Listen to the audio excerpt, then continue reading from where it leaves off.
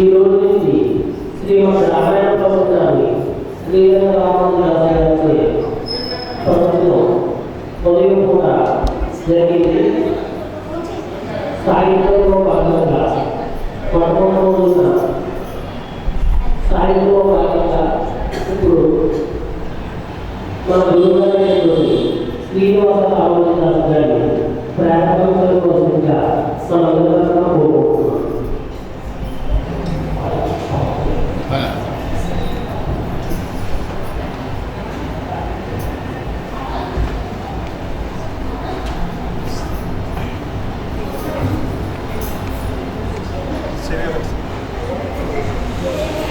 वासुदेव वासुदेव जय सद्गुरुदेव रामचन्द्रं विष्णुं शिशुवर्णं चतुर्भुजं सर्वकरणं ध्यायेत् सर्वविघ्नोपशान्तये गुरुब्रह्मा गुरुर्विष्णुः गुरुर्देवो महेश्वरः गुरुसाक्षात् परब्रह्म तस्मै श्रीगुरवे नमः यो नित्यं प्रसन्नां निर्मलम् रामो हतस्थलितराणि नायकी अस्मद्गुरो भगवतोऽस्य देवो रामानुजस्य चरणं शरणं प्रपद्ये। ॐ नमो ब्रह्मादिभ्यो ब्रह्मविद्यासम्प्रदायवस्तुभ्यो वंशऋषिभ्यो भ्यो नमो गुरुभ्यः। सर्वोपप्लवरहितः प्रज्ञानघनः प्रत्यगतो ब्रह्मैवाहमस्मि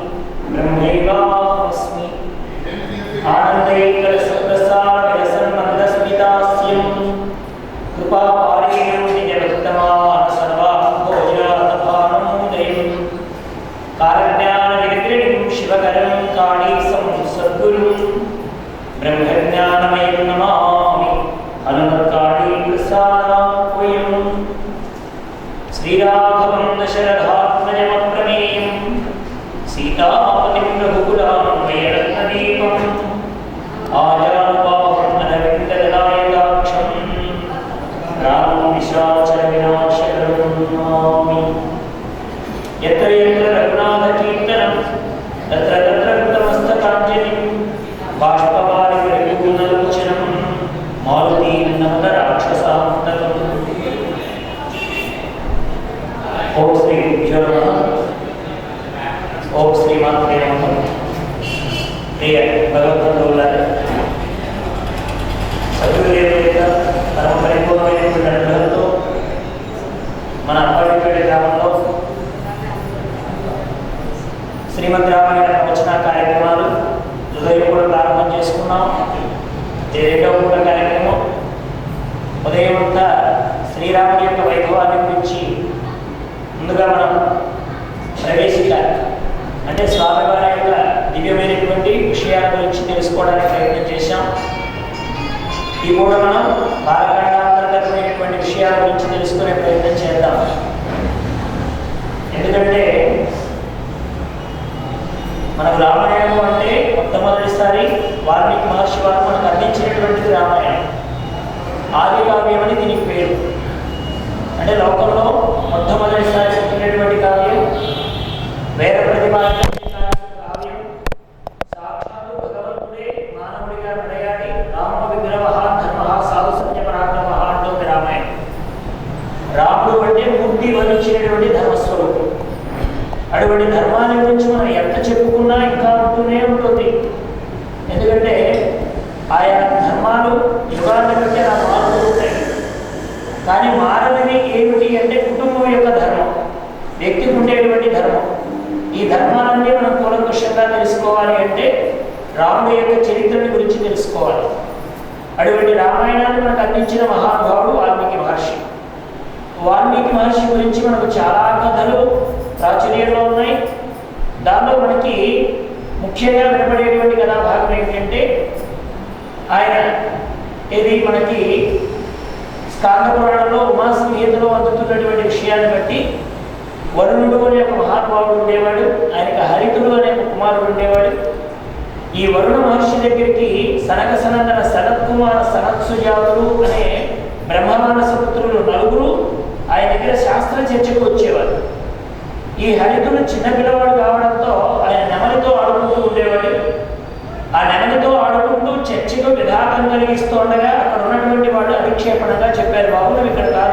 బయటకు వెళ్ళి మాట్లాడుకో, బయటకు వెళ్ళి ఆడుకో అన్నట్టుగా.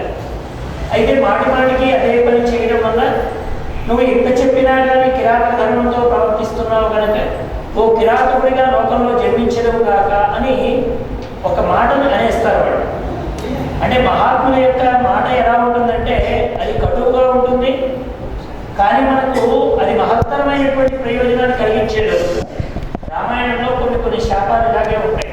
ఒక రామాయణమే కాదు, భాగవతంలో కానివ్వండి, భారతంలో కానివ్వండి, ఇలాంటి శాపాలు మనకి ఎక్కువగా కనబడుతూ ఉంటాయి. అంటే వీటి వెనకాల అంతరార్థం ఏంటంటే ఆ వ్యక్తి వల్ల జరగవలసినటువంటి ఒక ప్రయోజనం ఉండి తీరుతుంది అక్కడ. అలాగే ఈయనకు ఇటువంటి మాట, వాడు ఒక మాటను అనడం వల్ల ఆయన కిరాతక ధర్మంతో ఉండడం, దారులు కొట్టేవాడిగా కనబడుతూ ఉండడం, ఆ తర్వాత సప్తర్షులు అనేవాడు కట్టేయడం, వారు మన దగ్గర ఏం లేదు మొదలు అని వారు పెట్టుకున్నా మీ దగ్గర కావాల్సింది ఏదో ఉంది అని ఆయన అడగడం, అదే దారిలో నారద మహర్షులు వారు రావడం, నారద మహర్షుల వారిని పట్టుకున్న ఈ మహానుభావుడు వీళ్ళందరికీ పెద్దగా కనిపిస్తున్నావు, నీ దగ్గర ఏమైనా ఉందా, కావాల్సింది నాకు రావాల్సింది అని అడగడం. ఆ తర్వాత అతడు అబ్బాయి ఇంత పాపం చేస్తున్నావు కదా, ఈ పాపంలో నీ ఇంటి వాళ్ళ దగ్గర భాగం ఉంటుందా లేదా కనుక్కున్నా మనం పంపించడం. అలా వెళ్ళినటువంటి మహానుభావుడు తన దోషాన్ని ఎవరు పంచుకోవాలని తెలిసి మళ్ళీ తిరిగి నారద మహర్షి దగ్గరికి రావడం, అప్పుడు ఈ దోష పరిహారార్థమై రామనామ మంత్రోచ్చారణ చేయాలి అని అతడు రా అనే 2 అక్షరాల మహామంత్రాలు ప్రవేశించడం. అక్షరానికి 12 లక్షల వారు, అంటే 12 2 24 లక్షలు.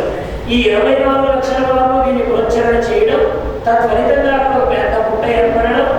ఆ తరువాత కొంతకాలానికి అతడు ఆ పుట్టలో నుంచి వల్మీకంలో నుంచి బయటికి రావడం. అదే సమయానికి నారదుల వారు అక్కడ అడుగించగా ఆయన ఒక ప్రశ్న అడుగుతాడు. ఏమంటే గురువు గారు, నాకు చిన్న సంశయం, లోకంలో 16 గుణాలు కలిగిన వాడు ఎవరైనా ఉన్నారా అని అడుగుతాడు. ఎందుకంటే మనకు వచ్చేది తక్కువ సమయం కనుక, తక్కువ సమయంలో మనం ఎక్కువ చెప్పుకోవాలి కనుక కథాభాగంలోకి వెళ్ళడానికి ప్రయత్నించేద్దాం. మొట్టమొదటి విషయం మనం గమనించాల్సింది ఏంటంటే, నారద మహర్షుల వారు వచ్చారు అనగానే మనకు ఒక అపప్రద ఉంటుంది లోకంలో.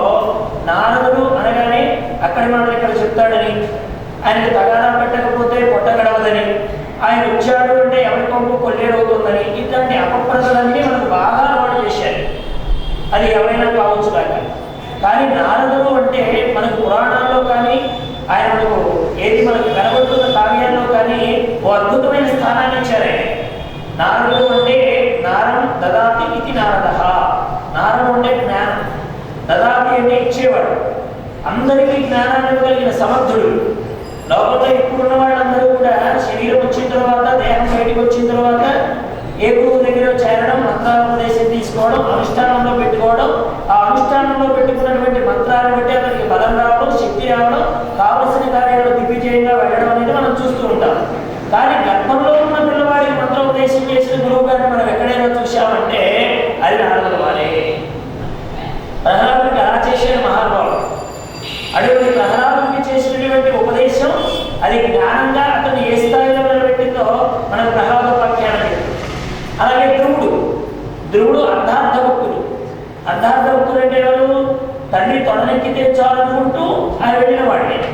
అటువంటి ఆయనకు మంత్రోపదేశం చేసిన మహానుభావుడు నారదుల వారు. ఓం నమో భగవతే వాసుదేవాయ అనే మంత్రానుపదేశం చేయడం, తద్వారా ఆయన ధ్రువపదవికి వెళ్ళడం మన భాగవతంలో చూశాం. అంటే ఇటువంటి వాడును తయారు చేశాడు ఆయన, ఇటువంటి వాడును జ్ఞానాన్ని ప్రసాదించాడు.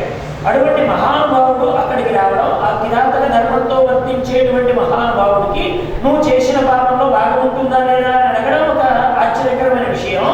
లోకంలో ఏ దొంగవాడైనా మీ మెడ మీద కత్తి పెట్టేసి నాకు ఆ బంగారం ఇవ్వండి, మీ వేడుకున్న ఉంగరం ఇవ్వండి అన్నారు అనుకోండి. ఇప్పుడు మీరు వాడితో అబ్బాయి నువ్వు తప్పు చేస్తున్నావు, మీ ఇంటికి కనుక్కొస్తావా అని అడిగారు అనుకోండి. తప్పు ఒప్పు నీకు అనవసరం, మెడ మీద కత్తి పెట్టారంటే ప్రాణం పోతుంది, మీ దగ్గర ఉన్న మొత్తం ఇవ్వు పట్టినట్టే. కానీ అలాగేనండి మీరు నా గురువు గారండి, కత్తి పెట్టిన వాడికి ధర్మం చెప్పారండి, ఇంటికి వెళ్ళి కనుక్కొస్తానంటే దొంగ ఎక్కడైనా దొరుకుతాడు మీకు ప్రపంచంలో? ఎవడు దొరకడు, మాట్లాడే అవకాశం కూడా ఉండదు. కానీ ఆ మాటకు కట్టుబడి అక్కడ కిరాతక ధర్మంతో ప్రవర్తించే మనిషి ఇంటికి వెళ్ళి కనుక్కున్నాడంటే అర్థం ఏంటంటే అక్కడ అతనిలో ఒక విశేషమైనటువంటి ధర్మం ఉంది, అందుకనే ఆయన వెళ్ళగలిగాడు. అందుకనే మానవులు ఎప్పుడు కూడా అలా ఉన్నవాడు అలాగే ఉంటాడని కూడా వీలేదు. తాను కూర్చున్న కొమ్మని తానే నరుకునేటువంటి మహానుభావుడిని, అంత గొప్పవాడిని చేసింది అమ్మ యొక్క అనుగ్రహం పరమాత్మ యొక్క పరమానుగ్రహం తన చెట్టుకోమని తానే నడుపుకునేవాడిని జ్ఞానవంతుడిని చేస్తుంది. అది మనకు మహాకవి కాళిదాసు అలాంటి వారి ద్వారా మనకు లోకంలో విదితమైనటువంటి విషయాలు అవన్నీ కూడా. అంటే భగవంతుడి యొక్క పరమకృప కలగాలే కానీ మోగవాడు మాట్లాడతాడు, కుంటివాడు కొండలెక్కుతాడు అని ఏ ముఖం కరోతి వాచాలం పంగులంగైతే ఎత్తుకాల మహమ్మే పరమానంద మాధవం అని మనకు మహాత్ములు ఎప్పుడూ చెప్తారు. అంటే అన్నింటికంటే విశేషమైనది ఏంటంటే భగవంతుని యొక్క అనుగ్రహం. ఆ భగవంతుని అనుగ్రహం దేని ద్వారా పనిచేస్తుందంటే గురువు ద్వారా పనిచేస్తుంది. ఆ గురువు ఇచ్చినటువంటి మంత్రాన్ని నిరంతరం మననం చేయడం ద్వారా ఆ శక్తి అనేటువంటిది తాను పొందుతాడు. మననార్థం జాయతే ఇది మంత్ర. దేన్ని మనం మననం చేస్తూ ఉంటే మనం రక్షించగలిగేది అవుతుందో దాన్ని మంత్రము అంటారు. అటువంటి మంత్రాన్ని నారదుల వారు ఉపదేశం చేస్తే దాన్ని పునశ్చరణ చేసినటువంటి వాడు మహానుభావుడు వాల్మీకుల్లో నుంచి బయటకు వచ్చిన తర్వాత గురువుతో మాట్లాడాడు. గురువు గారు నాకు ఈ ఒక సందేహం కలుగుతోంది. ఈ 16 గుణాలు కలిగిన వారు ఎవరైనా ఉన్నారా? పూర్వస్మిన్ సంప్రదాయంలోకి గుణవాన్ కచ్చ వీర్యవాన్ ధర్మగ్రచ్చ కృతజ్ఞచ్చ సత్యవాక్యో దృఢవ్రతః చారిత్రేణ చకోయుక్త సర్వభూత హితేరతః విద్వాన్ సమర్థచ్చ సర్వైక ప్రియదర్శనః ఆత్మావాన్యో జితక్రోధో ద్యుతిమాన్ అనసూయకః యస్య విభ్యతి దేవాచ్చ జాతరోషస్య సంయుగే అని అడిగాడు. ఈ 16 గుణాలు కలిగిన వారు ఎవరైనా ఉన్నారా? మొట్టమొదటి గుణం ఏమిటి? పూర్వస్మిన్ సంప్రదాయంలోకి గుణవాన్, కాండక్ట్ కలిగిన వాడు, శీలం కలిగిన వాడు.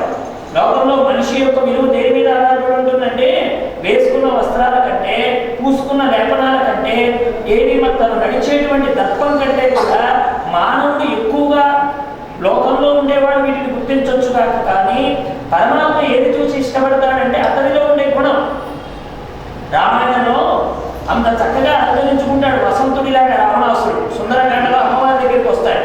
వచ్చినప్పుడు ఎంత బాగా నిలబడతాడు రావణాసురుడు అంటే పైన ఒక అద్భుతమైన కిరీటం, ఆ కిరీటానికి తగినట్టుగా తలకు తగినట్టుగా బాహువులు తగినట్టుగా చేతులు, ఈ చేతులకు తగ్గట్టుగా వేళ్లకు ఉంగరాలు, బాగా నిండిపోయినటువంటి శరీరం, ఎత్తైనటువంటి వక్షస్థలం, ప్రతి రోమకూపంలో వెంట్రుక కలిగి అంత దీర్ఘమైనటువంటి దేహంతో వసంతుడిలా అలంకరించుకుని ఎర్రగన్నేరు పూలదండ వేసుకొని తత్తరపాడుతో తెల్లవారుదామున ఎక్కడో ఉన్నటువంటి ఆ అంతఃపురశాల నుండి అమ్మవారిని చూడడానికి వచ్చినటువంటి రావణాసురుడు జ్యోతుల్లాగా కళ్ళు వెలుగుతుండగా ఒక అద్భుతమైన రూపంతో ఉన్నటువంటి వాడిగా కనపడవలసిన వాడు చూచే చూపులకు ఎలా కనపడ్డాడంటే వాల్మీకి మహర్షికి శ్మశాన మండపంలా కనిపించాడన్నాడు వాల్మీకి మహర్షి.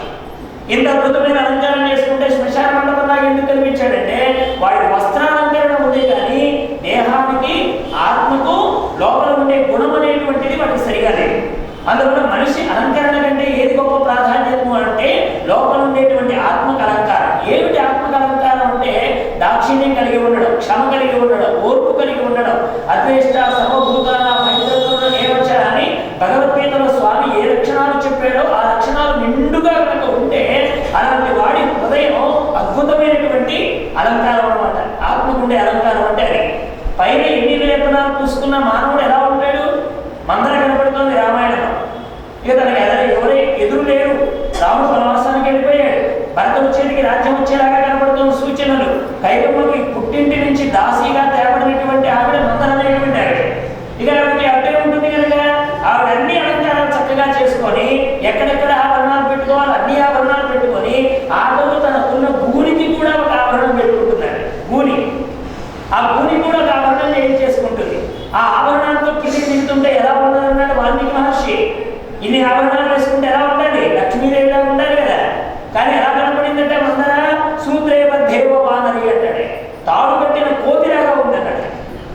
ఏ మందర అలా ఎందుకు కనబడింది? ఇన్ని బంగారాలు వేసుకుంటే ఏ జ్యువెలరీ షాప్లో అడ్వర్టైజ్మెంట్ ఇచ్చేటువంటి ఆవిడలాగా ఉండాలి కానీ ఇలా ఎందుకు కనబడిందంటే ఆవిడ బంగారాలు వేసుకుందే కానీ బంగారం లాంటి గుణం లేదు కనుక.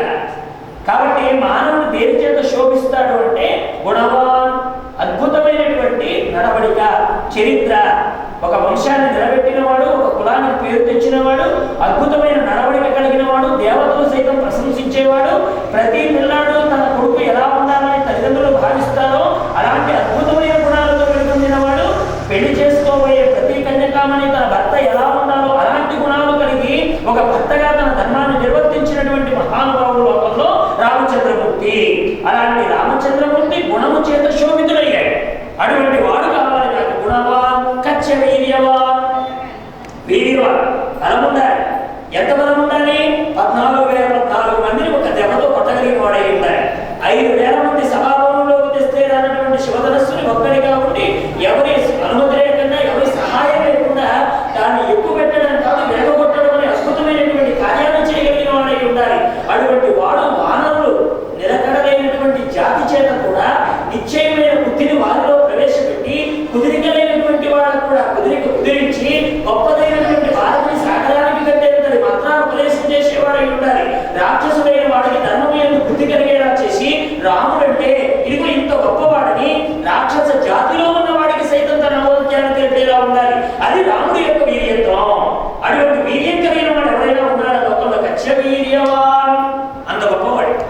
ధర్మం గురించి ఇక ధర్మం చెప్పాలంటే ఏ ధర్మం వదిలిపెడతామండి రాముడిలో? అన్ని మనకు భాగవతంలో చెప్తారు. సద్గుణం పులెల్ల సంఘం పులై వచ్చి అసుర రాజతనయనందు నిలచి పాసితనము విష్ణు బాయని విధమున నేడు తగలి నుండి నిర్మలాత్మ అంటాడు. అంటే అర్థమేమిటి? ఏ ఒక్క గుణము అక్కడ లేకపోతే, ఆయనలో చేరకపోతే మళ్ళీ ఆ గుణానికి విలువ ఉండలేమోననే ఉద్దేశంతో చక్కగా అన్ని గుణాలు వచ్చాయి. సద్గుణం పులెల్ల సంఘం పులై వచ్చి అన్ని గుణాలు వచ్చి చేరాయి. పాసి జనము విష్ణు బాయని విధమున అంటాడు మహాత్మ. అలాగే రామచంద్రమూర్తి సద్గుణాల రాశి, అందులో ఆయన వీర్యము అంటే ఆయన శక్తి. ఆ శక్తి ఎప్పుడు ఎలా వినియోగించాలో తెలియాలండి లోకంలో. అసలు మనకి రామాయణంలో ఒక మాట అంటారు, ఏమంటే బంగారు లేడి ఎలా ఉంటుందో తెలియనంతని వెలివాడ రామచంద్రమూర్తి ఓ బంగారు లేడి కనపడగానే అలా పరిగెత్తిపోయాడే. రాముడి యొక్క బుద్ధి ప్రచోదనం ఇలాగైనా ఎంతవరకైనా అని అంటే కొద్దిగా మనం వెనక్కి తిరిగి ఆలోచించాలి. అసలు శివధనస్సుని వెనకొట్టినవాడు, అక్కడ 7 అహోరాత్రాలు జరుగుతున్నటువంటి ఆ యజ్ఞంలో తాటక మారీచి సుబాహులనే వాళ్ళు యజ్ఞాన్ని భగ్నం చేయడానికి వారి ప్రయత్నం చేస్తే ఎదిరించి నిలబడి తాటకిని యమసదనానికి పంపినవాడు, సుబాహుడనేవాడిని పీచబడించిన వాడు, మారీచుడనేవాడిని సప్త సముద్రాల అవతల కొట్టేలా చేయగలిగిన వాడు, తన వీర్యత్వం చేత లోకాన్ని భీతిల్లింపజేసేవాడు, దారి ఇవ్వనటువంటి సముద్రుడి దగ్గర ప్రాయోగవేశ దీక్షకుని అలా చాప వేసి కూర్చొని దర్భచాప మీద సముద్రుడిని కూడా ఒప్పించి దారి చేసుకోగలిగినటువంటి మహానుభావులు. ఇంత పరాక్రమం కలిగిన రామచంద్రమూర్తి ఒక లేడి వెంట పరిగెడుతున్నాడంటే, లేడిని కొట్టడానికి వెళుతున్నాడంటే ఇందులో ఒక గొప్ప రహస్యం ఉందనే విషయం మనకి ఎందుకు అర్థం కాదు? ఎప్పుడైనా ఆలోచించావా? రాముడు దాన్ని నిర్వహించలేడా? రాముడు ఆ ప్రయత్నం చేయలేడా? ఎందుకు చేయలేడు? కానీ అమ్మకు మాట అంటుంది, రామచంద్ర ఆ లేడిని తీసుకురావయ్యా, ఆట ఆడుకుందాం అంటుంది సీతమ్మ. ఏ ఆట? జగన్నాటకం అనే ఆట. రామచంద్ర నీ అవతార ప్రయోజనం ఏమిటి? ఎందుకోసం వచ్చావు వైకుంఠం నుంచి భూలోకానికి? ఇప్పుడు ఇది జరిగిపోతుంది 14 సంవత్సరాల అరణ్యవాసంలో 13 ఏళ్ళు జరిగిపోతున్నాయి. ఇంకొక సంవత్సరం గడిచిపోతే మనం అయోధ్యకు వెళ్ళిపోతాం. మరి రావణాసురుడు మాట ఏమిటి? అవతార ప్రయోజనం ఏమిటి? ఏ దోషాన్ని అతని మీద పెట్టి నువ్వు కొట్టగలుగుతావు? ఆ దోషం రావాలంటే నేను ఉండాలి అక్కడ. రావణాసురుడు ఒక దోషం చేయాలి. ఆ దోషానికి ఇక్కడ నన్ను తీసుకువెళ్ళడం అనేటువంటి ఒకటి జరగాలి. దానివల్ల లోకోపకార ప్రయోజనమైనటువంటి కార్యం జరగాలి. బ్రహ్మాది దేవతలు ఏది ఆశించి నిన్ను వేడుకున్నారో, నువ్వు ఏ ప్రయోజనాన్ని ఆశించి దశరథునికి పాయస రూపంలో ఉద్భవించావో అవన్నీ జరగాలి అంటే ఇక్కడ నేను ఉండాలి.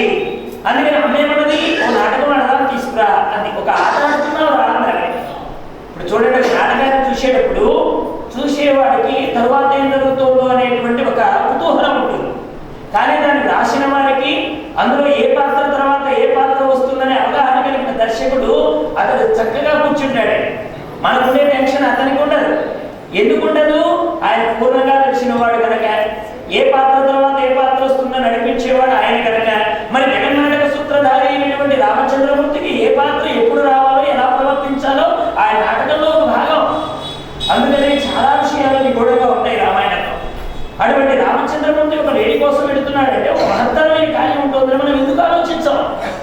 దీని వెనకాల కారణం ఉంది సుమా. వీర్యవాన్, అతడు అంత బలవంతుడు. వీర్యవాన్, ధర్మజ్ఞ, కృతజ్ఞ, చేసిన మీద మర్చిపోకుండా ఉండేవాడు ఎవరైనా ఉన్నారా లోకంలో? లోకంలో ఎవరి శరీరాన్ని నక్కలు కూడా ఉంటావు అని ఒక ప్రశ్న వస్తుంది మహాభారతంలో. చేసిన మీద ఎవడు మర్చిపోతాడో అలాంటి వాడి శరీరాన్ని నక్కలు కూడా ఉంటావు అని సమాధానం వస్తుంది మహాభారతంలో.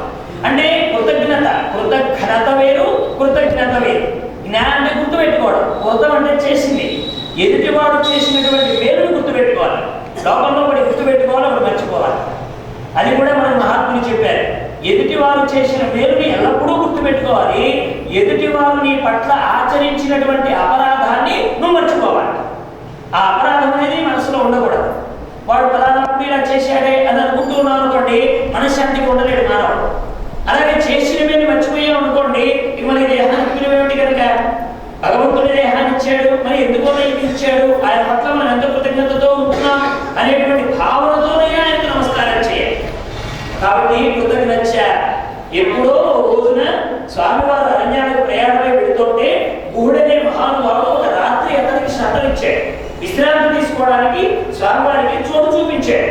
రాత్రంతా లక్ష్మణస్వామి రామచంద్రమూర్తి సీతమ్మతల్లి అలా ఆకులు ఆకులతో కూడిన పడక మీద కఠినమైన శయ్యని అధిష్ఠించి వాళ్ళ నిద్రించడానికి చూసినటువంటి లక్ష్మణస్వామి వారు కళ్ళ వెంట నీళ్లు కారుస్తున్నాడు. అయ్యో హంసతూలికా తత్వం మీద విరాజవలసినటువంటి మహానుభావుడు, అందరికీ ప్రభు అయినటువంటి అంత లక్షణాలు కలిగిన ఈ మహానుభావుడు ఈ రోజున కఠినమైనటువంటి శిలల మీద ఈ కర్ణముల మీద ఆకుల మీద చేయించవలసి వచ్చింది అని బాధపడుతుంటే అక్కడ గుహుడు కూడా చేరి రామతత్వాన్ని గురించి విచారణ చేస్తారు. మనకు రామాయణంలో చెప్తారు. భగవద్గీతలో ఎవరు భక్తుడంటే ఏకాదశి రోజు ఉపవాసం చేసి ద్వాదశ రోజు పారాయణం చేసి మిగిలిన రోజులు మర్చిపోయేవాడు భక్తుడంటే అలా ఉన్నాడు. మచ్చిత అద్భుత ప్రాణాహ బోధయంత పరస్పరం తదయంత మామిత్యం దుష్యంతి చ రమంతి చ భగవద్గీతలో స్వామి చెప్పాడు. వాడు నా చిత్తాన్ని ఎప్పుడూ నన్ను అంటి పెట్టుకొని ఉంటాడండి.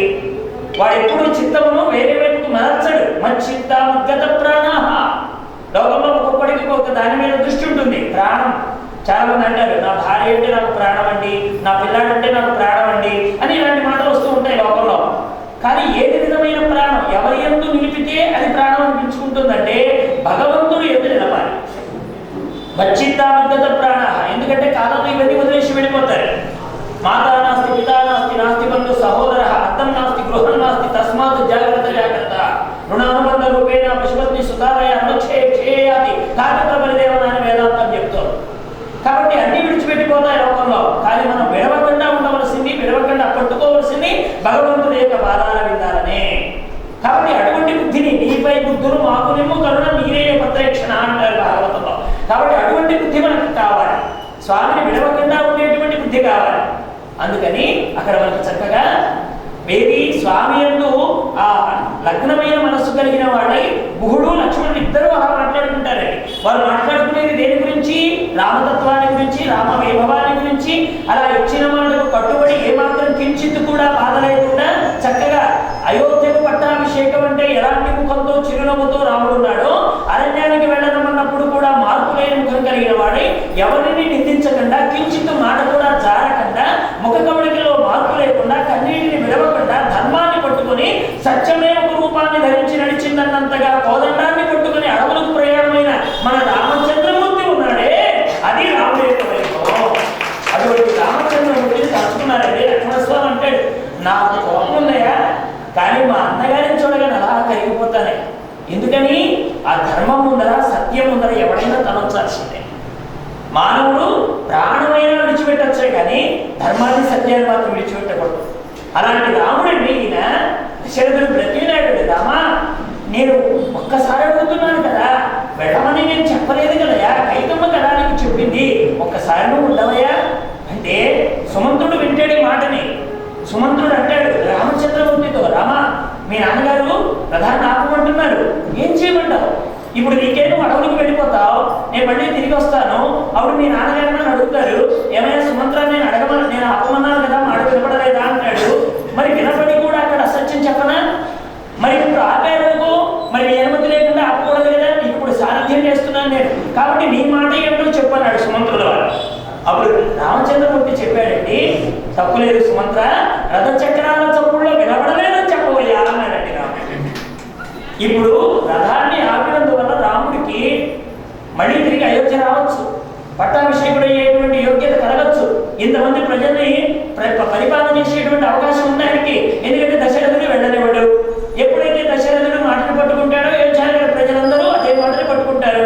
వెళ్ళమంది మీ నాన్నగారే ఉండమంటున్నారు కదా, ఏమైంది రామచంద్ర అని అడుగుతారు. అప్పుడు ధర్మ సంకటంలో పడిపోతాడు తాను. అందువల్ల వెళ్ళవలసిన కార్యానికి విఘాతం కలుగుతోందని ఒక చక్కనైన మాట చెప్పాడు. రథచక్రాల చప్పుడులో వినపడలేదని చెప్పబోయా, యాపధర్మం. ఎందుకని? సత్యం చాలా గొప్పదే. ప్రాణమైనా విడవచ్చే కానీ సత్యాన్ని పట్టుకొని ఉండాలి. అటువంటి సత్య పరిపాలకుడు కనుక రామచంద్రమూర్తి ఆ మాట మాట్లాడతాడు అక్కడ. అలాంటి రామతత్వాన్ని తెలుసుకొని మళ్ళీ మళ్ళీ మననం చేస్తూ లక్ష్మణస్వామి కన్నీరు విడుస్తుంటే భరతుడు ఎంత ఆనందపడిపోతాడో మనకి అక్కడ. ఏది రామచంద్రమూర్తి యొక్క వైభవాన్ని చూచి అక్కడ భరతుడు ఆనందపడుతూ ఉంటాడు నందిగ్రామంలో, ఇక్కడ లక్ష్మణస్వామి బాధపడుతూ ఉంటాడు. గుహుడు అనుకుంటాడు ఇలాంటి తమ్ముళ్ళు దొరికినప్పుడు కదా నిజమైన ఆనందం. ఎక్కడైనా ఏ తమ్ముడైనా అన్నగారికి రాజ్యం నాకొద్దు వెళ్ళిపోతానంటే ఆ ఆస్తి ఏదో నాకు పంచండి, వాడు వద్దని ఎలాగో వెళ్ళిపోయాడు కదా, ఆ భాగం ఏదో నాకు కలిపితే నాకు కూడా ఆస్తి పెరుగుతుంది కదా అనే తమ్ముడిని చూశాను. కానీ మా అన్నగారికి రాజ్యం అక్కర్లేకపోతే నాకు అక్కర్లేదని అన్న వెంట నడిచే లక్ష్మణుడు లాంటి తమ్ముడు ఎక్కడ ఉంటాడు కనుక మా అన్నలు లేనటువంటి రాజ్యంలో నేను పరిపాలన ఎలా చేస్తాను, మా అమ్మ అడిగితే అడగొచ్చు కాక, మా అన్న వచ్చేంత వరకు రాజ్యభారం నా రామచంద్రమూర్తిదే తప్ప నాదేమాత్రం కాదని భరతుడు రామచంద్రమూర్తి పాదుకలు అలా పెట్టుకుని 14 ఏళ్ల పాటు నందిగ్రామంలో ఉండేటువంటి తమ్ముడు ఎలా దొరుకుతాడు? పోనీ లక్ష్మణుడు భరతుడు ఇద్దరు వద్దన్నారు కదా, మరి మొత్తం ఆస్తి నాకే వస్తుంది కదా అని శత్రుఘ్నుడు వెళ్ళి మొత్తం నాకు ఇవ్వండి నేను పరిపాలన చేస్తానని అనకుండా అన్న మీదే దృష్టి పెట్టి భరతుడు పాదుకలు సేవ చేస్తే ఆ భరత పాదాల సేవ చేసిన శత్రుఘ్నుడు తమ్ముడు ఎక్కడ దొరుకుతాడు? ఇది కదా రామాయణం అంటే. రామాయణం అంటే 4 తమ్ములు, 3 తమ్ములు, 2 తమ్ములు. 4 ఎవరు? రామలక్ష్మణ భరత శత్రుఘ్నులు. 3 ఎవరు? రావణ కుంభకర్ణ విభీషణులు. 2 ఎవరు? వాలి సుగ్రీవుడు. రామాయణం అంతా దీని చుట్టే తిరుగుతుంది. ఇక మరి పక్షి జాతిలో జటాయువును సంపాతి వాళ్ళిద్దరు ఎక్కడికి వెళ్ళిన ఒక ధర్మాన్ని, ఒక కుటుంబ వ్యవస్థని ప్రతి జాతిలో చూపించాడు. రాక్షస జాతిని వదలలే స్వామి, రావణాసుడు కుంభకర్ణుడు విభీషణుడుగా చూపించాడు. మరి పక్షి జాతిలో జటాయువు సంపాతి ఇద్దరిని చూపించాడు. వానర జాతిలో వారి సుగ్రీవులు ఇద్దరిని చూపించాడు. ఇక్కడ విచిత్రమైనటువంటి కుటుంబ వ్యవస్థ. అన్న కోసం తమ్ముడు, తమ్ముడు కోసం అన్న. ఏమండి, జటాయువు చాలా చిన్నాడు, సంపాతి పెద్దాడు. సంపాతి ఏం చేశాడు? వాళ్ళిద్దరి మధ్య ఒక పోటీ వస్తుంది. మన ఇరువురిలో ఎవరు ఆకాశానికి ఎగరగలుగుతారు ఎక్కువ దూరం అని పందెం పెట్టుకొని ఎగురుతుంటే జటాయువు అనుకున్నాడు మా అన్న ముందర నా ప్రతాపం చూపించాలి, నేను మా అన్నకంటే ఎక్కువ ఎత్తు ఎగరాలి అని కోరుకుంటే సంపాతి ఏమనుకున్నాడు? అయ్యో చిన్నాడే మా తమ్ముడు సూర్యమండలానికి దగ్గరగా వెళ్ళిపోతున్నాడే, వాడు రెక్కలు కాని ఎక్కడ కింద పడిపోతాడో వాడికి నా రెక్కలతో కాపుదలు కాచి వాడు రెక్కలు మాడిపోకుండా నా రెక్కలు అడ్డుగా పెడతాను కదా అని సంపాతి అంతకంటే ఎక్కువగా ఎగురుతుంటే జటాయువు అనుకున్నాడు మా అన్న నాకంటే ఎక్కువ ఎగురుతున్నాడు, నా పరువు పోతుంది కదా అని ఇంకా వేగాన్ని పెంచుతున్నటువంటి జటాయువుకి దెబ్బ తగలకుండా రెక్కల్ని చాచి ఆ రెక్కల్ని కాపాడి తన రెక్కల్ని సూర్యుడు వేడికి మాడిపోయేలా చేసుకొని సముద్రంలో పడిపోయినటువంటి వాడు సంపాతి. ఇక్కడ తమ్ముడిని కాపాడడానికి అన్న త్యాగం చేశాడు సంపాతి. మరి కిష్కింధకాండలోనూ తమ్ముడు ఏం చేశాడో తెలుసుకోకుండా, తమ్ముడు ఎందుకు సింహాసనాన్ని అధిష్ఠించవలసిందో తెలియకుండా ఏదో మనసులో తను అనుకున్నదే సరైనటువంటిది అనుకొని వారి అక్కడికి వచ్చేటప్పటికి సుగ్రీవుడి సింహాసనం మీద కూర్చోవడం చూసి జుట్టు పట్టుకుని ఆ క్రిందికి ఇచ్చేసి తమ్ముడు భార్యను కూడా తన భార్యగా ఉండేలా ఒక నియమాన్ని ఏర్పాటు చేసుకొని కనపడాలంటే చంపేస్తానని ముల్లోకాలు తిప్పేటటువంటి వారి అక్కడ వారి ఎంత పని చేశాడు. సుగ్రీవుడికి ఎక్కడ బ్రతికే అవకాశం ఇవ్వలేదు, ఏం జరిగిందో చెప్పుకునే అవకాశం అంతకంటే ఇవ్వలేదు. అతడి అధర్మాన్ని ఏదైతే తను అనుకున్నాడో అధర్మం తమ్ముడు చేశాడు అనుకున్నాడు, అన్నగారు అతన్ని బయటికి పంపించేశాడు. ఇలాంటి తమ్ముడు ఉన్నాడు. మరి 2 అన్నల మధ్య ఒక విభీషణుడు, రావణాసుడు కుంభకర్ణుడు విభీషణుడు, వాడిద్దరు పరమ దుర్మార్గులు. కానీ తాను ఎంత అద్భుతమైనటువంటి వాడండి విభీషణుడు. రామాయణంలో దూత దగ్గర ఆంజనేయ స్వామి వారి దగ్గర బయటపడుతోంది ఆయన ప్రతిభ. చిట్ట చివరి సమయంలో రాముడు శరణ వేడేటప్పుడు కనబడుతోంది అతని ప్రతిభ. శరణాగతికి భక్తికి ఉదాహరణ విభీషణ చక్రవర్తి. ఇలాగ మనకు అన్ని వర్ణాలలో అన్ని జాతులలో మనకి సోదర వైభవం ఎలా ఉండాలో చెప్పారు శ్రీమద్ రామాయణంలో. అటువంటి రామాయణాన్ని తలుచుకుంటూ రాముడి చరిత్రను తలుచుకుంటూ 2 భక్తులు ఆనందపడ్డారండి. ఒక ఆయనేమో గుహుడు పల్లెవాడు, గంగా